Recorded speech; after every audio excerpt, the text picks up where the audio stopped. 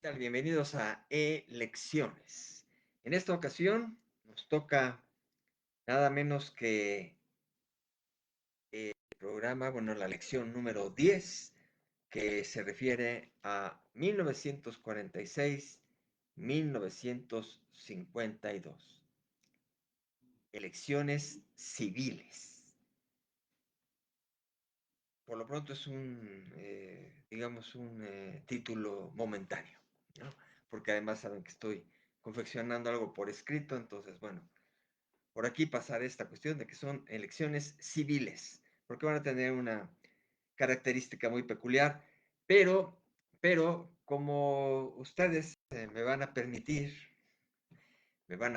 así como todos estos señores de las elecciones, pues lo que dicen es porque se hace o se hace, ¿no? Okay. Entonces me van a permitir tantito retraerme en la parte histórica, en la anterior, porque omití traer algunas muestras de testimonios muy claros, muy específicos de esa super característica elección de 1940, que ya la vimos no la semana pasada, antier, la vimos recientemente, pues. Eh, Fue de la última que abordé y que le habíamos puesto en el conjunto disputadísimas elecciones, porque fueron muy disputadas y porque aparte fueron sangrientas, fueron de un fraude muy especial, muy fuerte, ya en esta etapa de casi a mediados del siglo XX.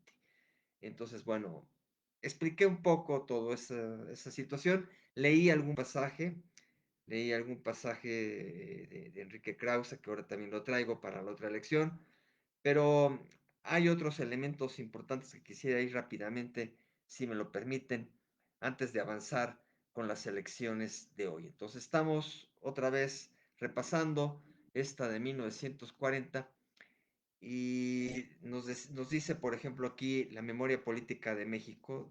Ahorita les doy el dato exacto de la autora, de la historiadora, porque si no me pierdo aquí en la página. Ese bajado de internet, o bueno, visto aquí directamente de internet. Y dice, el 7 de julio de 1940 se realizaron las elecciones en un clima de violencia.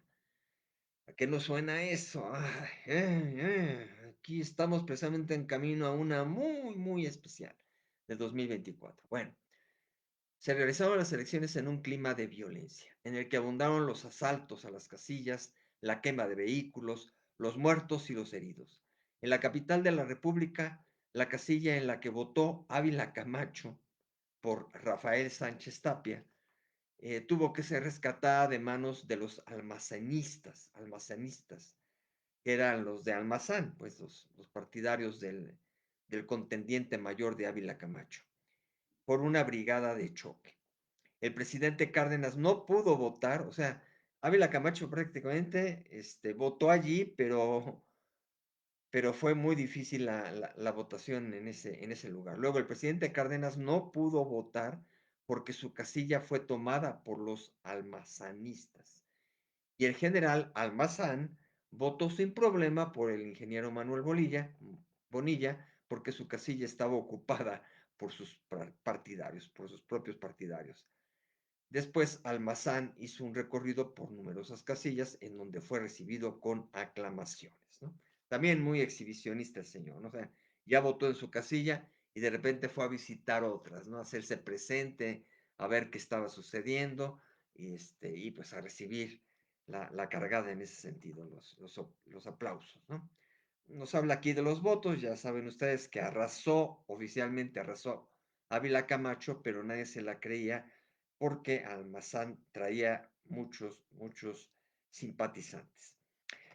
Luego nos dice aquí la autora, que ahorita les voy a decir quién es, y ella a la vez cita a Silvia González Marín, que nos dice, un factor importante en esta sucesión presidencial fue la prensa mercantil, o sea, la prensa, ¿no? La prensa comercial, la prensa que ya estaba en su apogeo.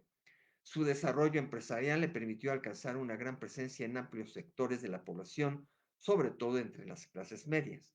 Su manejo intencionado de la información en el marco de una institucionalidad incipiente y una actitud gubernamental respetuosa de la libertad de expresión y la falta de contrapesos por la debilidad de la prensa de izquierda, le hizo cobrar una influencia relevante en el curso y desenlace del proceso electoral, ¿no? Entonces, cada elección, sobre todo ya a partir de este momento, de esta época, va a tener un sello particular la cuestión mediática, ¿no? Porque, pues, antes era muy directa o era cuestión de impresos, nada más de llenar las calles, de tupirlas, las bardas, pintarlas, pintarlas, y en este momento la prensa ya empezó a jugar un papel importante. Después será la radio, la tele, hasta nuestros días. Ya desde hace varias elecciones ya juega un papel importante el Internet, las redes sociales, pero cada vez se va acentuando de una mayor manera. La autora, el apellido es Carmona, pero ahorita déjenme decirles, Doralicia Carmona es la que generó esta memoria política de México en Internet. Bien, luego en la Wikipedia viene una narración ahí interesante porque además pues lo retoma también de otro lado. Dice, polémica por fraude electoral, la campaña fue muy violenta y polarizante, incluyendo el propio día de la elección que acabó en un baño de sangre. Grupos paramilitares del gobierno de Lázaro Cárdenas abrieron fuego contra los votantes simpatizantes a Juan Andreu Almazán y las graves denuncias de irregularidades levantaron la afirmación generalizada de fraude electoral. Un corresponsal de The New York Times lo narró así: nadie medianamente imparcial que estuviera hoy en la Ciudad de México podría dudar de que en esta ciudad el sentimiento popular estaba mayoritariamente a favor del general Almazán. Este corresponsal visitó cerca de 20 casillas en diferentes partes de la ciudad. Solo dos de ellas estaban integradas por simpatizantes del general Ávila Camacho. Y después dice lo que también mencionamos la vez pasada: Almazán anunció la toma de las armas en contra del fraude electoral, se embarcó a La Habana el 17 de julio de 1940 buscando apoyo de los Estados Unidos, muy a la antigüita, en contra de Ávila Camacho y la acusación que hacía de fraude electoral. Estados Unidos no apoyó a Almazán debido a que había pactado previamente con el gobierno cardenista. Ante la imposibilidad de cambiar los resultados, Almazán anunció su renuncia a la presidencia, asistiendo inclusive a la toma de posesión de Ávila Camacho el 1 de diciembre. O sea, un poco de berrinche, hasta el grado de las armas y toda esta cuestión, y después hasta asistió a la toma de posesión de Ávila Camacho. Y finalmente aquí una nota del Universal, que a la vez hace historia sobre su propio diario, ¿no? Dice, cuando las elecciones se resolvían a balazos, ¿no? Una de las elecciones más violentas y sangrientas de la historia moderna de México fueron las efectuadas el 7 de julio de 40, donde murieron por actos violentos relacionados con las votaciones 21 personas, 21 en otras 30, en otras 50, en fin, ¿no? Y más de 200 heridos en la capital de la República. En otros 100, 150, 200, en fin. Esas cuestiones de las cifras siempre es muy, muy difícil. Se diluyen, sí, sí, hasta con lo más avanzado de la tecnología y de la revisión puntual de las cifras, siempre pasan esas cosas. Y entonces, bueno, también habla aquí de toda esta circunstancia y dice que una contienda que pasó de los insultos y subió de tono a los golpes entre los bandos avilacamachista y almazanistas, que escaló hasta los balazos en las casillas de la Ciudad de México y de otras ciudades dentro del país. Eh, Ambos bandos habían hecho declaraciones en sendos desplegados del periódico, donde los insultos y las calumnias de unos a otros fueron subiendo de tono, ¿no? Así, ahorita ya estamos a menos de 2 meses del 2024 y todo va subiendo de tono. Muy distinto al actual proceso de elecciones que prohíbe el proselitismo el mismo día de las votaciones, porque además ahí seguían el mismo día de las votaciones haciendo proselitismo y era todavía más delicado y más grave el asunto. Ahora se suspenden 3 días antes. Mm, bueno, aquí explica otras cosas y luego, curiosamente, se resalta, el grave hecho de dónde fueron. Dice que fueron hacia las avenidas de 5 de Mayo con Avenida Juárez, frente al Correo. Y fueron los momentos más graves de la contienda, de la batalla campal entre los simpatizantes, y dice que se resalta la muerte del exdirector de Correos y Telégrafos, el coronel Vicente Obregón Miranda, cercano al general Mazán, y uno de sus ayudantes durante la campaña presidencial. También murió el general brigadier Melchor González, a quien se le identificó por una credencial que llevaba. Así cuenta la crónica de El Universal de aquel tiempo. Bueno, hasta ahí. Y ahora sí, con su permiso también, nuevamente, pues ahora sí, nos vamos a estas elecciones civiles de 1946 y 1952. La de 1946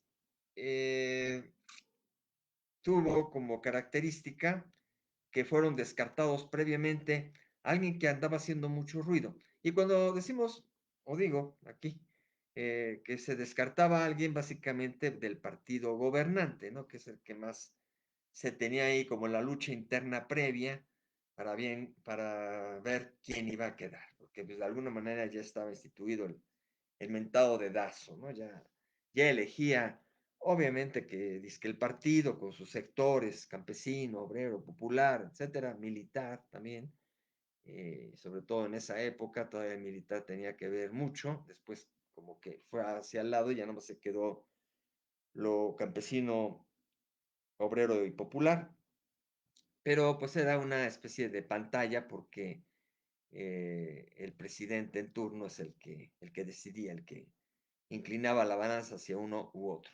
Pero digamos que los que andaban por ahí haciendo algún ruido era una cuestión de nepotismo, porque era el propio hermano de Manuel Ávila Camacho, Maximino Ávila Camacho, que era un personaje, todo un personaje muy especial, muy autoritario, eh, hacía cosas muy, muy especiales al abrigo del presidente. Estaba enrolado pues en la política ya y con algunos puestos, pero resulta que falleció un poco antes de que se viniera el hervor de las elecciones. Así que pues ya no llegó, pero sonaba mucho a que pudiera suceder a Ávila Camacho. Quién sabe si realmente se hubiera atrevido a inclinar la balanza por su hermano, ¿no? Iba a ser muy fuerte esa situación.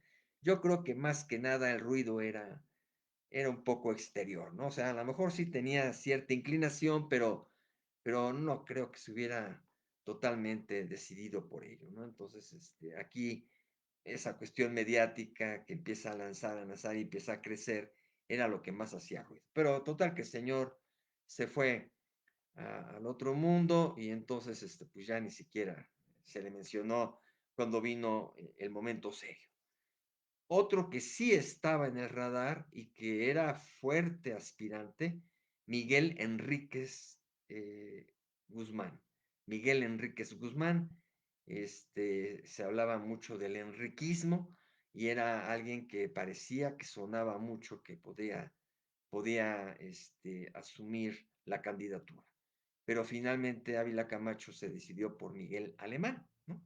Miguel Alemán Valdés. Entonces, eso es lo que de alguna manera tenemos alrededor de esta elección, del contexto. Otro dato es que por fin, nuevamente hay una nueva denominación del precedente PRM. Había nacido como Partido Nacional Revolucionario, PNR, había transformado en la última elección a PRM, Partido Revolucionario Mexicano, y le vuelven a cambiar el nombre muy cerca del tiempo y se queda como hasta ahora lo conocemos, que es una cosa curiosa porque en aquel tiempo no habían pasado muchos años cuando cambió de nombre, no habían pasado muchos años cuando volvió a cambiar de nombre y por ahí de la gestión de Salinas, después de todo ese mitote del 88 y luego otra vez en el 94, etcétera, hubieron intentos o menciones curiosas, incluso antes de Salinas, me parece, en que ya casi algunos sectores del propio partido pensaban cambiarle otra vez el nombre, ¿no? Y no estamos lejos de que lo vuelvan a hacer si no, si no siguen caminando como ellos desean y se empieza a disipar o a casi desaparecer el partido. Y entonces como que para ellos sería sano ahora sí un nuevo cambio de nombre, ahora sí después de tantísimas décadas, ¿no? Que ya no le han cambiado el nombre y que quizás suena arcaico el término, ¿no? Porque a pesar de que tengamos tan presente la Revolución Mexicana, etcétera, ya tuvo su origen en aquel tiempo porque venía todo de la revolución, pero ahora sí ya vino el siglo XXI, ya estamos en otra etapa, ya casi estamos al borde de otra revolución. Hacemos cruzamos dedos de que no haya ninguna cuestión mayor, pero dadas las cosas, a veces pareciera que se exacerban los ánimos, ¿no? Entonces, bueno, pero en aquel tiempo por fin llegó el Partido Revolucionario Institucional, PRI, ya, así va a aparecer en la boleta de 1946. Bien, entonces, ¿a quiénes tenemos? No, todavía voy con algo de antecedente. Fíjense que el PAN seguía, había nacido ahí con mucha pujanza, Gómez Morín era el arquitecto del partido, se quería como contrapeso precisamente a la cuestión gubernamental, y hemos visto que en lo anterior prácticamente no ha participado, estaba por participar, pero que no, y que de lejitos pues apoyo a al otro, en el origen a Vasconcelos cuando todavía no se estructuraba como PAN, pero ya posteriormente había sido Almazán un poco la simpatía, aunque no formalmente, y aquí otra vez, en 1946, resulta que aunque está totalmente autorizado para participar, no lo hace. Pensó en Luis Cabrera, pero él mismo a la hora que lo empezaban a mencionar, declinó por razones de edad y entonces no quedó postulado y el PAN se desistió de entrar en el juego, ¿no? Increíble. Bueno, y también el Partido Comunista Mexicano, que ahora sí ya no va a aparecer en la boleta, estaba de alguna manera también con otros partidos independientes apoyando eh, diferentes causas, ¿no? Como el Partido Democrático Independiente y el Frente Unificador Revolucionario. Déjenme ver bien mi cita que traigo por aquí. Este, sí, el PCM tampoco, o sea, el Partido Comunista, igual que el PAN, no postuló, ni siquiera mencionó nadie por ahí, o sea que no, quedó fuera de la jugada. Y otros partidos alemanistas independientes, o sea, estaban con alemán, pero eran independientes, como el Partido Democrático Independiente y el Frente Unificador Revolucionario, apoyaron la candidatura del PRI, pero sin tampoco aparecer como una alianza o estar en la boleta. Simplemente se dijeron partidarios de esa postulación. Y ahora sí, tenemos resultados de otros, ¿no? Que pueden ser cualquier persona, otros 1,181 votos. Agustín Castro, del partido Fuerza Popular, 29,337 votos, apenas el 1,27%. Enrique E. Calderón, del Partido Popular Nacional de Colocación Revolucionaria. Qué nombres, ¿no? Partido Popular Nacional de Colocación Revolucionaria. 33,952 votos, que significó también muy poco, el 1,48%. Un competidor un poco más fuerte, Ezequiel Padilla, que pertenecía al gobierno, que había sido secretario de Relaciones Exteriores, pero que desde ahí había tejido una muy buena relación y simpatía con el gobierno norteamericano, con los Estados Unidos, que sabía que podían dar una anuencia, cosas así, entonces se pavoneaba de sus relaciones, de que de alguna manera era bienvenido por los Estados Unidos, entonces él se creía también con mucho derecho de estar y de figurar. Y cuando también vio que toda la balanza iba hacia otros, ¿no? Como Miguel Enríquez más y como Miguel Alemán, pues entonces decidió hacerse a un lado de la parte gubernamental y lanzar su candidatura. Lo abrigó el Partido Democrático Mexicano, PDM, y obtuvo 443,357 votos, el 19.30%.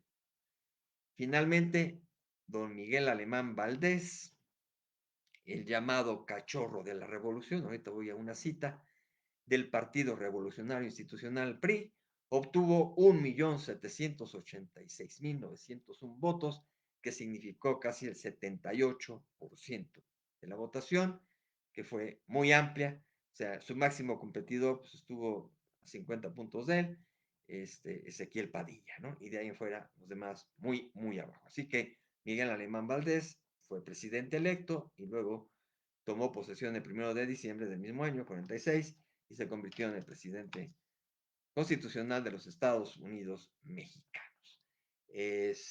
Vamos a esta cita, su permiso, es de nuevamente de Enrique Krause, déjenme ir a la pantalla. Acá anda la presidencia imperial de Enrique Krause. Nos dice, para el primer domingo de julio de 1946, día en que se llevaron a cabo las elecciones, el partido oficial había estrenado nombre. Ya no era el PRM, sino el PRI, el Partido Revolucionario Institucional. De nueva cuenta hubo zafarranchos y muertos, ¿eh? Ojo, de nueva cuenta hubo zafarranchos y muertos, pero no en las proporciones de 1940. La propaganda oficial que pintaba a Padilla como un aliado de los norteamericanos surtió efecto. Su popularidad no era comparable con la de Almazán. Pero el PRI no quiso correr riesgos y para remachar el triunfo puso en marcha novedosas técnicas de fraude electoral que se volverían tradicionales. Y nos da también las cifras aquí, que totalmente coinciden. Y entonces, pues simplemente dice que se pusieron en marcha novedosas técnicas de fraude electoral. O sea que aquí empieza a ser también la cuestión o la continuidad de otras anteriores, de fraudes menores, pero fraudes, ¿no? O malas prácticas que a la, mera, a la hora de calificar la elección se considera que no son suficientes elementos y la dan por válida, pero pues hay actitudes o actividades fraudulentas. Entonces, no llegó al escándalo de 1940, pero se dice que por ahí se señalaron esas cosas y que también hubo zafarranchos, muertos y heridos. No hablan de cantidades, al menos en esta cita. Y bueno, vamos a pasar a la siguiente de hoy, que es la de 1952. Lo que pasa es que aquí yo ya había corregido hace rato. Estaba preparando esto, tenía un error y luego se me apagó la computadora, que espero que no me suceda nuevamente. Y me costó trabajo y se me perdió no guardé y se me perdió esa corrección. Bueno, nos vamos a 1952.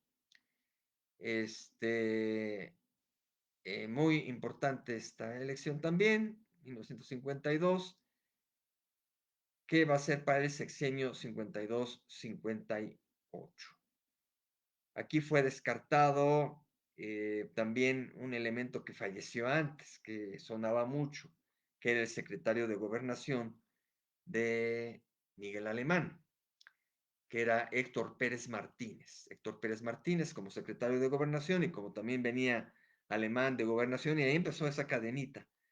Antes eran muchos de la defensa o militares, toda esta cuestión, pero aquí nos vamos a ubicar precisamente que desde la anterior, la de Miguel Alemán, llamado el mentado cachorro de la revolución, son civiles totalmente los candidatos y y los presidentes de la República. Ya no hay más militares, ¿no? Ya cumplieron su función. Ahí también habían podido decidir que no se llamara el revolucionario, sino Partido Institucional X, ¿no? Otras cifras, pero bueno. Se trajeron lo de revolucionario porque seguía siendo un concepto que jalaba a las masas, que llamaba la atención por el patriotismo de nuestra revolución mexicana, etcétera, etcétera, pero esto se ha disipado mucho y más marcadamente al principio ya de este siglo XXI, ¿no? Con las elecciones de Fox en el 2000, este, como que lo revolucionario ya está sonando un poco arcaico, ¿no? A pesar de que se sigue rescatando la historia. Actualmente el presidente de México habla mucho de la historia, habla mucho de estos héroes, de Madero, de Lázaro Cárdenas, etcétera, pero muy aparte de rescates históricos y de seguir con esa filiación, ya el apego totalmente al concepto de revolución como que no es muy operable, ¿no? Y yo, la verdad, nunca he sido de ningún partido, de ninguno, tampoco del PRI, pero, pero se me hace que sería muy sano para ellos que ahora sí, con todas estas situaciones de que se va viniendo a menos, ya le quitaran ese membrete, pero pues no lo quitan ni tampoco su logo con la bandera de México que tanto se ha cuestionado, ¿no? Los colores de México prácticamente. Bien, de la bandera mexicana. Entonces, tenemos que quedaron descartados Héctor Pérez Martínez por fallecido y el otro que sonaba en ese tiempo, casi siempre queda uno marcado el que pudo ser y que pudo ser más y que sonaba hasta más, pero a la mejor el presidente pues se va por otro carril, ¿no? Siempre eligen el que no suena tanto, ¿no? En aquel entonces era el jefe de gobierno, se llamaba regente del departamento del Distrito Federal, que era totalmente nombrado por el propio presidente de la República. Y el señor era Fernando Casas Alemán, este sí era también alemán. Fernando Casas Alemán.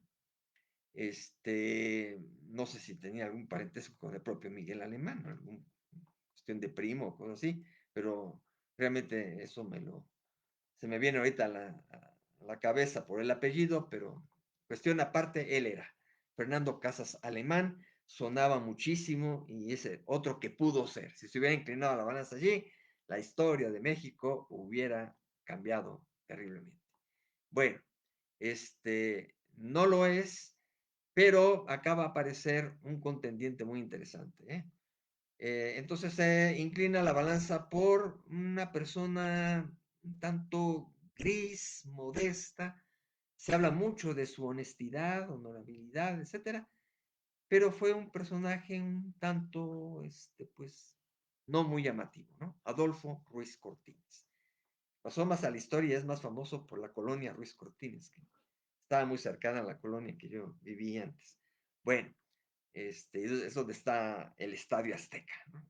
Y la Ruiz Cortines.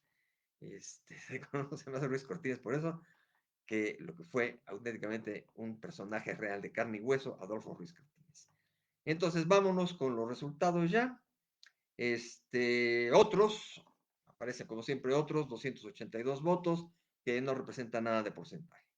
Luego tenemos nada menos que a Vicente Lombardo Toledano, que es un personaje de izquierda que estuvo en la Confederación de Trabajadores de México antes de Fidel Velázquez y que siempre tuvo un papel muy combativo y que realmente él nunca negó su filiación a la concepción totalmente de izquierda en México. Entonces, Vicente Lombardo Toledano por el Partido Popular, el germen del que después va a durar un buen tiempo, Partido Popular Socialista, que con el tiempo se va diluyendo y que también se va a sumar a candidaturas, va a tener también ahí, me parece que se suma todo esto del Frente Democrático Nacional de Cárdenas, de Cuauhtémoc Cárdenas, y va a generar a la postre el Partido de la Revolución Democrática. Ahora, o sea, el PRD es resultado de un montón de herencia de partidos, ¿no?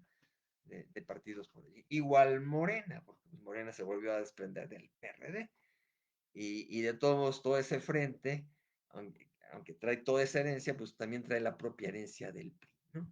Eso es curiosísimo. O sea, tanto PRD como Morena actualmente vienen del, del germen, de la ruptura con el PRI, vienen del Partido de Trabajo, de los trabajadores, del Partido Socialista Unificado en México, que también por ahí viene la cuestión del socialista, del Partido Comunista Mexicano. O sea, es una amalgama tremenda esa, una gran cantidad de partidos, hasta del PARM, del auténtico de la Revolución Mexicana, no sé, 8 o 10 partidos dieron nacimiento de alguna manera a toda esa oposición en el 88 y después de ahí nació el PRD. Y nació el PRD, pero venía de, de 10 papás. Y luego Morena, pues igual. Morena es otra vez un desgajamiento, ¿no? Cosa curiosa. Entonces aquí está el Partido Popular, que va a ser el Partido Popular Socialista en breve. Partido Popular con Vicente Lombardo Toledano, 72,482 votos, el 2%. Efraín González Luna por el Partido Acción Nacional. Por fin ahí suena el Partido Acción Nacional ya con bastante énfasis y con un elemento, un miembro que dentro de sus filas y de la historia del PAN le rinden de alguna manera, si no culto, reconocimiento. Efraín González Luna alcanza 285,555 votos, casi el 8%. Miguel Enríquez Guzmán, el que estaba sonando en la anterior elección, aquí sí entra, ¿sí? Aquí sí entra Miguel Enríquez Guzmán. Y era un contendiente fuerte, o sea, tenía su fuerza y había muchos seguidores. Él es amparado por la Federación de Partidos del Pueblo Mexicano, esto quiera decir, ¿no? Federación de Partidos del Pueblo Mexicano, y el Partido Constitucionalista Mexicano. Esta Federación de Partidos del Pueblo Mexicano, no sé si después de ahí viene un desmembramiento hacia la Liga Comunista 23 de septiembre, cosas así, pero me suena, o no sé si estoy cayendo acá en un super error, pero en fin. Y en ese momento no es que estuviera tan a la izquierda, simplemente se llamaba así, Federación de Partidos del Pueblo Mexicano y Partido Constitucionalista Mexicano. Don Miguel Enríquez Guzmán obtiene 579,745 votos, que representan casi el 16%. Y finalmente Adolfo Ruiz Cortines, por el Partido Revolucionario Institucional, PRI, obtiene 2,713,419 votos, que representan el 74,32%. ¿Sí? Aquí, además, y esto también me estoy dando cuenta porque hace rato me costó trabajito estar aquí haciéndole tru-tru, porque acabo de rescatar también acá un libro de don José eh, Iturriaga, José Iturriaga, y ese que nos da esta cifra de 713,419, por ahí hay una variante con unos 300 votitos más que anda en el propio Wikipedia, pero también en algunas otras fuentes.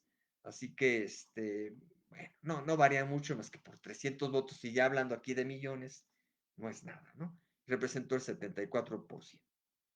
Pero vean lo que me hizo la máquina aquí. Me quedé así, ahorita congelado, porque había ahí acomodado yo algunos cambios, algunas cifras, y y resulta que me lo borró, pero no es grave, ¿no? Es alrededor de esa cifra. Así que Adolfo Ruiz Cortines se alza con la victoria, es el presidente electo, pero sí ocurrió que don Miguel Enríquez Guzmán, al siguiente día de la jornada, pues hubo quejas de parte de él y de los enriquistas que se llamaban, ¿no? Se denunció falta de limpieza en las elecciones, pues esa falta de limpieza es que se sospecha también algo fraudulento. Y en ese momento también los enriquistas fueron reprimidos en la capital, ¿no? Fueron reprimidos. Ya llevamos entonces 3 elecciones consecutivas con represión muy marcada en aquel tiempo, ¿sí? En los 40 y inicios de los 50. Dicen que 524 personas fueron aprehendidas y otros muchos más heridos, ¿no? Heridos. Aquí no hablan de muertos, como en las dos anteriores, pero sí heridos y 524 personas aprehendidas. Miguel Enrique simplemente denunció, hicieron mitote los enriquistas, pero no pasó a mayores, nadie dijo que tampoco aquí ya iban a tomar las armas ni nada por el estilo. Así que don Adolfo Ruiz Cortines asumió la presidencia el 1 de diciembre de 1952 para concluir su gestión en 1958, a los 2 años de que yo había llegado a este mundo. Muy bien, pues por el momento, esta sería mi lección de hoy.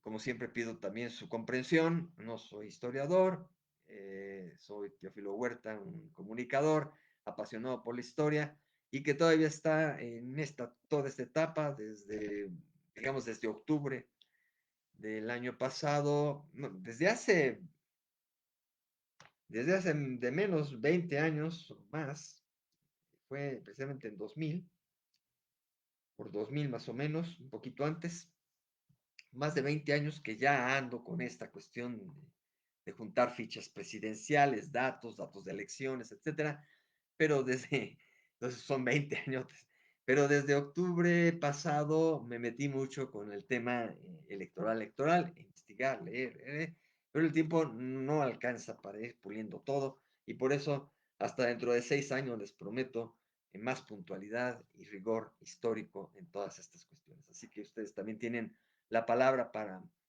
corregirme, comentar, opinar y que también pues agradecería cualquier comentario de cualquier índole alrededor de esta breve participación. Queda guardado esto, recuerden que lo pueden consultar en este Facebook Live y también en el canal de YouTube. Así que por hoy es todo, les agradezco mucho su atención y nos estamos viendo próximamente, que entramos ya más en la década de los propios 50 y vamos a llegar también al lado de los 60. O sea que ya, ya viene toda esta inercia y sobre todo, pues ahí también viene una visión muy particular, porque ya son casi, casi elecciones muy que yo he vivido que materialmente, o sea, directamente, ¿no? La del 58, pues no, pero ya estaba yo ahí en pañales y la siguiente ya, aunque yo no votaba, era niño, pero ya me tocó ver las campañas presidenciales y las votaciones. Ya platicaremos de eso en la siguiente emisión. Por hoy, les agradezco mucho su fina atención. Hasta luego.